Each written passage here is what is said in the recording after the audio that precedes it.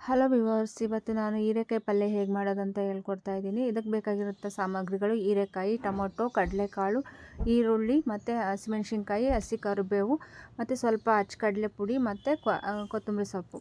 ಈಗ ಇದನ್ನು ಒಂದು ಕುಕ್ಕರನ್ನು ಗ್ಯಾಸ್ ಮೇಲೆ ಇಟ್ಬಿಟ್ಟು ಗ್ಯಾಸನ್ನು ಆನ್ ಮಾಡಿ ಅದಕ್ಕೆ ಒಂದು ಸ್ವಲ್ಪ ಕುಕ್ಕರ್ ಕಾದ್ಮೇಲೆ ಸ್ವಲ್ಪ ಎಣ್ಣೆ ಹಾಕಿ ಸಾಸಿವೆ ಜೀರಿಗೆ ಹಾಕಿ ನೀವು ಬಾಡಿಸ್ಕೋಬೇಕು.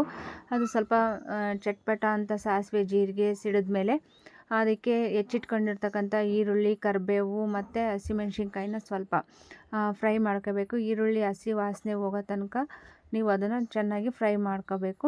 ಆಮೇಲೆ ಕಡಲೆಕಾಳನ್ನ ರಾತ್ರಿನೇ ನಾನು ನೆನೆಸಿಟ್ಕೊಂಡಿದ್ದೆ. ನೀವು ಸಹ ಆಪ್ಷನಲ್ಲು, ಇದು ಯಾವುದೇ ಕಾಳು ಬೇಕಾದ್ರೂ ಹಾಕ್ಕೊಂಡು ನೀವು ಮಾಡ್ಕೋಬೋದು. ನಾನು ಕಡಲೆಕಾಳು ಇದ್ವು ಅಂತ ಕಡಲೆಕಾಳು ನೆನೆಸಿಟ್ಕೊಂಡು ಇದನ್ನು ಹಾಕ್ತಾಯಿದ್ದೀನಿ.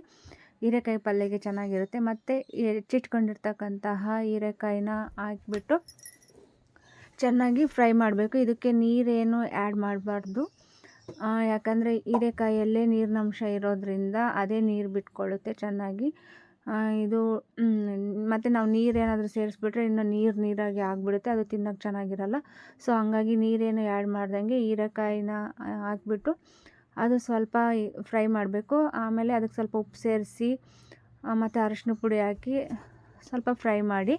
ಆವಾಗ ಹೀರೆಕಾಯಲ್ಲಿರ್ತಕ್ಕಂತಹ ನೀರಿನಂಶ ಎಲ್ಲ ಚೆನ್ನಾಗಿ ಬಿಟ್ಕೊಳ್ಳುತ್ತೆ.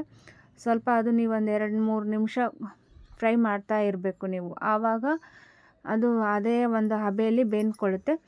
ಆಮೇಲೆ ಅದಕ್ಕೆ ಸ್ವಲ್ಪ ಖಾರದ ಪುಡಿ, ಧನಿಯಾ ಪುಡಿ, ಗರಂ ಮಸಾಲನ ಸೇರಿಸ್ಕೊಂಡು ಮತ್ತೆ ನೀವು ಫ್ರೈ ಮಾಡಿ.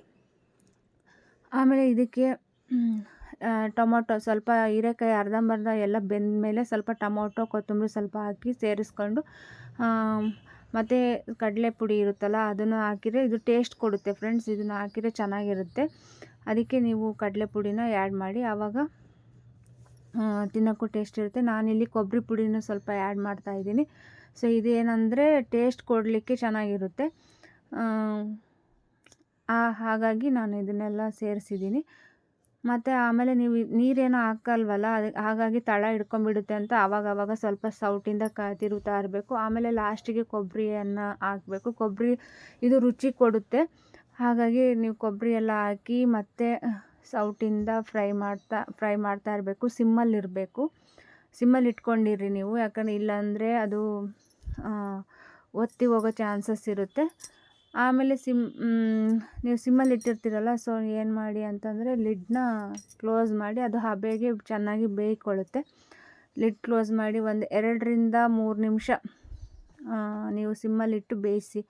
ಆವಾಗ ಹೀರೆಕಾಯಿ ಪಲ್ಯ ತಿನ್ನೋಕ್ಕೆ ರೆಡಿಯಾಗಿರುತ್ತೆ. ಇದು ಚಪಾತಿ ಜೊತೆ, ರೊಟ್ಟಿ ಜೊತೆ